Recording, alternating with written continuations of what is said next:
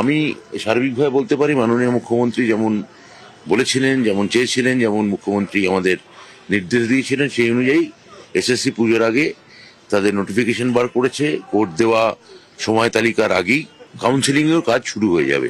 আমরা তো আশাবাদী, আমি আগেও বলেছি যে একে একে জট আমরা ছাড়াবো। প্রাইমারির মধ্যেই নিয়োগও হয়ে গেছে, আগামী দিনেও নিয়োগ হবে।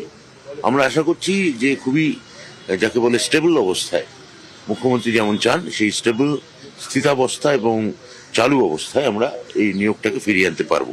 বলতে পারি মাননীয় মুখ্যমন্ত্রী যেমন বলেছিলেন, যেমন চেয়েছিলেন, যেমন মুখ্যমন্ত্রী আমাদের নির্দেশ দিয়েছিলেন সেই অনুযায়ী এসএসসি পুজোর আগে তাদের নোটিফিকেশন বার করেছে। কোর্ট দেওয়া সময় তালিকার আগেই কাউন্সিলিং এর কাজ শুরু হয়ে যাবে।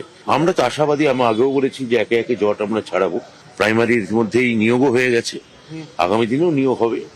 আমরা আশা করছি যে খুবই যাকে বলে স্টেবল অবস্থায় মুখ্যমন্ত্রী যেমন চান সেই স্টেবল স্থিতাবস্থা এবং চালু অবস্থায় আমরা এই নিয়োগটাকে ফিরিয়ে আনতে পারবো।